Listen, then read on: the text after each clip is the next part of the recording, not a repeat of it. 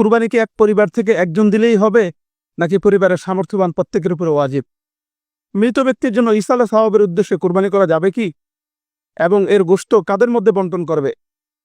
কোরবানির সাথে আকিকা দেওয়া যাবে কি? শরিকানা পশুতে যদি কেউ আকিকার নিয়ত করে তাহলে অন্য শরিকদের কোরবানিতে কোনো সমস্যা হবে? কোরবানির পশুর গোশত আমাদের সমাজে যে প্রচলিত 3 ভাগের ভাগ করা হয়, এই 3 ভাগে ভাগ করা কি আবশ্যক কিনা? যে সমস্ত পশুতে শরিকানা কোরবানি করা যায় তাতে ভাগ বিজোড় হওয়া আবশ্যক কিনা? কোরবানি পশু ক্রয় করার পর অন্য কাউকে যুক্ত করতে পারবে কিনা? যাদের পক্ষ হতে কোরবানি করা হচ্ছে জবাই করার সময় তাদের নামের তালিকা পাঠ করা আবশ্যক কিনা? কসাইকে পারিশ্রমিক হিসেবে কোরবানির পশু থেকে গোশত, চামড়া, ভুঁড়ি ইত্যাদি দেওয়া যাবে কিনা? কেউ কোরবানি করার মানত করলো তাহলে কি সে গোশত নিজে খেতে পারবে? কোরবানির পশুর পেটে যদি বাচ্চা থাকে তাহলে কি করণীয়? সুস্থ মননশীল পরিবেশনায় মিজান ভোলা সম্পূর্ণ একটি ইসলামিক চ্যানেল। কুরবানি কি এক পরিবার থেকে একজন দিলেই হবে, নাকি পরিবারের সামর্থ্যবান প্রত্যেকের উপরে ওয়াজিব? এক্ষেত্রে অনেকেই বলে যে কুরবানি এক পরিবার থেকে একজন দিলেই যথেষ্ট হবে। তারা দলিল হিসেবে পেশ করেন তিরমিজি শরীফের একটা হাদিস, হযরত মিখনাফ ইবনে সুলাইম রাদিয়াল্লাহু তাআলা আনহু থেকে বর্ণিত। আল্লাহ নবী সাল্লাল্লাহু আলাইহি ওয়াসাল্লাম বলেন, ইয়া আইয়ুহান নাস আলা কুল্লি আহলি বাইতিন ফি কুল্লি আমিন উদহিয়া, হে মানুষ সকল, প্রত্যেক বছর প্রত্যেক পরিবারের পক্ষ থেকে একটি কোরবানি। এই হাদিস থেকে দলিল পেশ করেন। তবে অধিকাংশ উলামায়ে কেরামের মতে এবং বিশুদ্ধ মত হচ্ছে উলামায়ে আহনাফের মত হচ্ছে প্রত্যেক সামর্থ্যবান ব্যক্তির উপরে কোরবানি ওয়াজিব।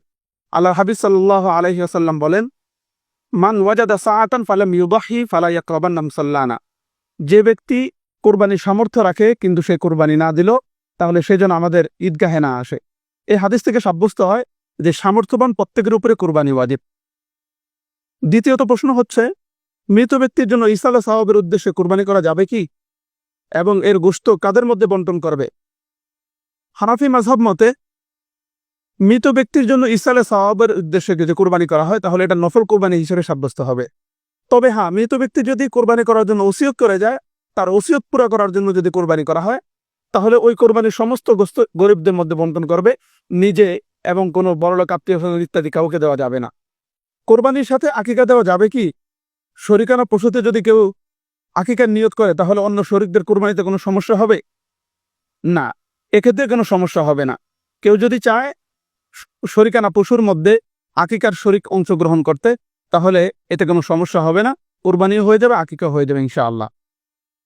কোরবানির পশুর গোশত আমাদের সমাজে যে প্রচলিত 3 ভাগের ভাগ করা হয়, এই 3 ভাগে ভাগ করা কি আবশ্যক কিনা? না ভাই, 3 ভাগে ভাগ করা আবশ্যক না, বরং এটা হচ্ছে মুস্তাহাব। হাদিস এবং কোরআন থেকে আমরা এটাই বুঝতে পারি। পবিত্র কোরআনে সূরাতুল হজের মধ্যে আল্লাহ তাআলা বলেন, লিয়াশহাদু মানাফিআ লাহুম ওয়া ইয়াযকুরু ইসমাল্লাহি ফি আইয়ামিন মা'লুমাত আলা মা রাযাকাকুম মিন বাহিমাতিল আনআম ফাকুলু মিনহা ওয়া আতি'মুল বাঈসাল ফাকির। আল্লাহ তাআলা বলেন, তারা যাতে তাদের উপকারী স্থানগুলোতে উপস্থিত হতে পারে এবং নির্দিষ্ট দিনগুলোতে তাদেরকে যেই চতুষ্পদ জন্তু আমি দান করেছি এগুলোর উপর আল্লাহ তাআলার নাম জপতে পারে, অর্থাৎ এগুলোকে জবেহ করতে পারে। সুতরাং তোমরা এই পশু থেকে খাও এবং অসহায় গরিব দুস্থদেরকে তোমরা খাওয়াও। মুসলিম শরীফের বর্ণনা, আল্লাহ নবী সাল্লাল্লাহু আলাইহি ওয়াসাল্লাম বলেন, কুলু ওয়াদ্দাখিরু ওয়া তাসাদ্দাকু, তোমরা কোরবানির গোশত খাও এবং তোমরা জমা করে রাখো এবং গরিবদের মধ্যে সদকা করো। এ থেকে বোঝা যায় কোরবানির গোশত যে 3 ভাগে বন্টন করা হয় এটা মুস্তাহাব, এটা আবশ্যকীয় কোনো বিষয় না। যে সমস্ত পশুতে শরিকানা কোরবানি করা যায় তাতে ভাগ বিজোড় হওয়া আবশ্যক কিনা? না, যে সমস্ত পশুতে শরিকানা কোরবানি করা যায় ওই সমস্ত পশুর মধ্যে ভাগ বিজোড় হওয়া আবশ্যক না। অনেকে মনে করে 3 ভাগ, 5 ভাগ অথবা 7 ভাগ হতে হবে।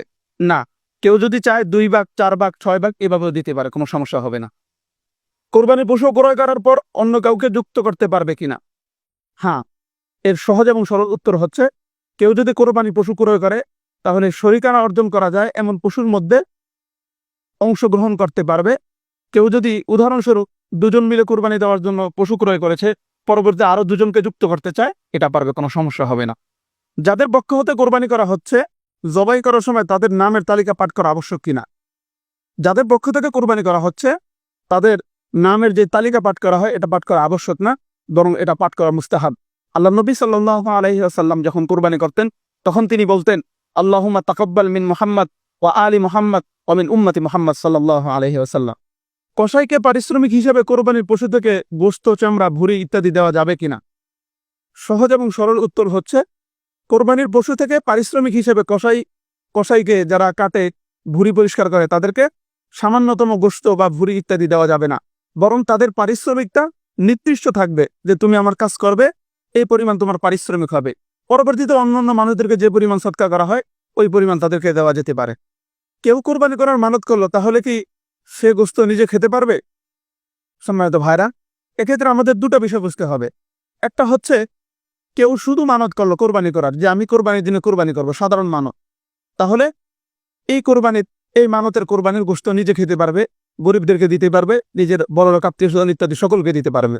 আর কেউ যদি কোনো উদ্দেশ্য সাধিত হওয়ার উপরে মানত করে, উদাহরণস্বরূপ বলে, আমি যদি সুস্থ হয়ে যাই তাহলে আমি আল্লাহর রাস্তায় একটি কোরবানি করব, অথবা আমার বাবা যদি সুস্থ হয়ে যায়, ইত্যাদি কাজের উপরে কোনো উদ্দেশ্য সাধনের উপরে কেউ মানত করলো, তাহলে ওই উদ্দেশ্য সাধিত হওয়ার পরে যদি কেউ কোরবানি করে, ওই কোরবানির গোশত সে নিজেও খেতে পারবে না, বড়লোক আত্মীয় স্বজনকেও দিতে পারবে না, বরং তো এই সমস্ত গোশত গরিবদের মধ্যে বন্টন করে দিতে হবে।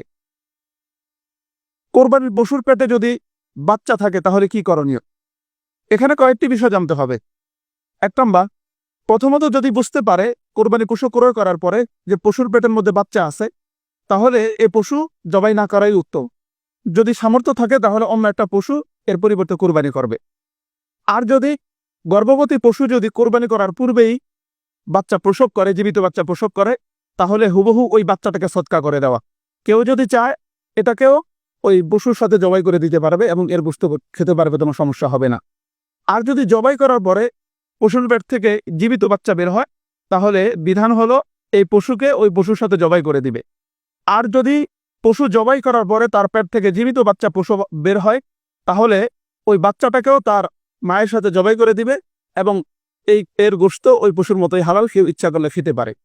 আর যদি জবাই করার সাথে সাথে বাচ্চা দেখা যায় যে জবাই করার পরে মৃত বাচ্চা হলো, তাহলেও এর গোশত খেতে পারবে। কারণ আল্লাহ নবী সাল্লাল্লাহু আলাইহি সাল্লাম বলেন, জাকাতুল জানিন জাকাত উম্মিহি, ভ্রূণের জবাই এটা তার মায়ের জবাই যথেষ্ট হবে। এ কারণে এর গোশত কেউ যদি চায় খেতে পারবে, কোনো সমস্যা হবে না। আল্লাহ তাআলা আমাদেরকে এই সমস্ত বিষয়গুলো জেনে বুঝে কোরবানি করার তৌফিক দান করুক। সম্মানিত দর্শক, আরও যদি কোনো বিষয় আপনাদের জানা থাকে তাহলে আমাদের কমেন্ট বক্সে জিজ্ঞাসা করতে পারেন। ইনশাআল্লাহ পরবর্তী ভিডিওতে আপনাদের প্রশ্নগুলোর উত্তর দেওয়ার চেষ্টা করবো ইনশাআল্লাহ তাআলা।